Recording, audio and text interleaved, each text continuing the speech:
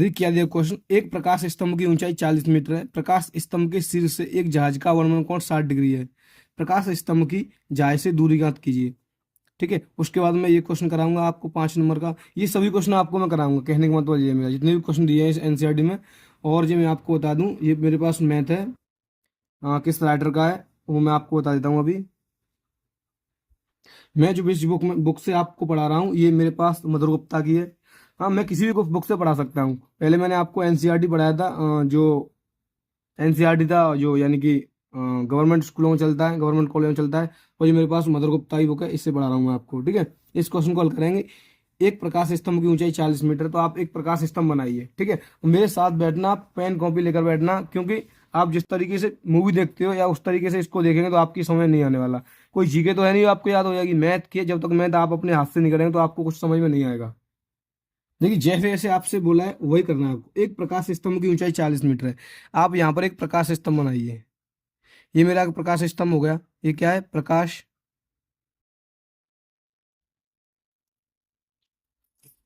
स्तंभ। इसकी जो ऊंचाई दी है आपको, पूरी यहाँ से यहाँ तक 40 मीटर दी है। ठीक है, उसके बाद में क्या बोला, एक प्रकाश स्तंभ की यानी कि ऊंचाई 40 मीटर है, प्रकाश स्तंभ के शीर्ष से एक जहाज का अवनकोण। प्रकाश स्तंभ का ये शीर्ष हो गया, एक जहाज का उन्नयन कोण, या तो जहाज इधर होगा या इधर होगा। मान लेता हूँ जहाज इधर है, तो इसका जो उन्नयन कोण दिया है ये वाला उन्नयन कोण, जहाज का उन्नयन कोण दिया है, जहाज का अवनमन कोण दिया है 60 डिग्री। तो अवनमन कोण बनता है ऊपर प्रकाश स्तंभ के शीर्ष से। जैसे शीर्ष से बनना है यहाँ पर, तो अवनमन कोण कहीं यहाँ बन रहा होगा यहाँ, लेकिन हम यहाँ ना बना के हम यहीं बनाते हैं। ठीक है, कितना बनना है? 60 डिग्री का। सारे प्रकाश स्तंभ की जहाज से दूरी, प्रकाश स्तंभ की जहाज से दूरी, प्रकाश स्तंभ की इसकी इस जहाज से दूरी पूछी है, यानी यहाँ से यहाँ तक। मान लेता हूँ यहाँ पर कोई बिंदु था पी। ठीक है, तो आप यहाँ पर दे दो क्यू, क्यू आर। ठीक है, पी क्यू आर, या क्यू दे देते आर से, कोई दिक्कत नहीं है। यहाँ पर भी क्या बनेगा? 60 डिग्री का ही बनेगा ये। अब हम कोण हमेशा ऊपर बनता है, जब आप यहाँ से इसे यहाँ बनाते हो तो ये बनेगा एकांतर कोण से।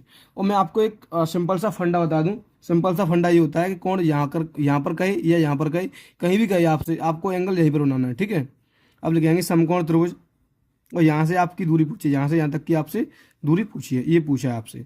इसे आप एक्स मान लो, नहीं हो तो इसे आप क्या मान लो? एक्स माना।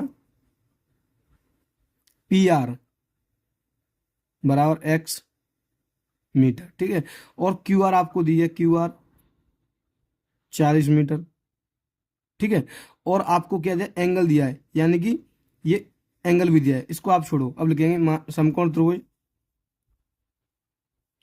समकोण त्रिभुज पी आर क्यू में, पी आर क्यू में, तो आर क्यू या क्यू आर क्यू बटे पी आर, आर क्यू बटे पी आर लिखेंगे, आर क्यू बटे Q, R Q, R Q बटे पी आर बराबर 10। थीटा की जगह क्या है? 60, तो 60 लिखेंगे, 60 डिग्री। आर क्यू कितना दिया है? तो आप कहेंगे ये 40 दिया है, तो आप 40 लिखेंगे ऊपर 40। बट ये कितना दिया है? ये मैंने एक्स माना है, तो एक्स बराबर 10, 60 का मान होता है √3। इसके नीचे आप 1 लगाएंगे, क्रॉस मल्टीप्लाई लगाएंगे, एक्स का मल्टीप्लाई इधर हुआ √3 में, तो हो जाएगा x√3। कितना हो जाएगा? x√3 बराबर इधर आ जाएगा 40। ठीक है, यहाँ से आप x की वैल्यू निकाल रहे हैं तो √3 इधर पहुंच जाएगा भाग में, यहाँ गुणा में, तो x बराबर आ जाएगा 40 बटे √3। अब √3 हमें नीचे छोड़ना नहीं है, तो हम हर का परमेकड़ करेंगे, ऊपर नीचे √3 का मल्टीप्लाई करेंगे, तो ऊपर हो जाएगा 40 √3 और नीचे आ जाएगा 3। तो x बराबर क्या आ जाएगा? 40/3। 3 से इसमें हम भाग दे देंगे, 3 से क्या देंगे? हम इसमें भाग दे देंगे 40 में। 3 से हम 40 में भाग देंगे तो देना 3 एकम 3, एक बचा 9 हो गई, 3 त्रिक 9।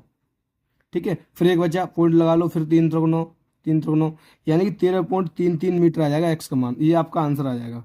अगर आपको वीडियो अच्छी लगी तो वीडियो को लाइक करना, चैनल को सब्सक्राइब करना बिल्कुल ना भूलें। मिलते हैं नेक्स्ट वीडियो में। जय हिंद, जय भारत।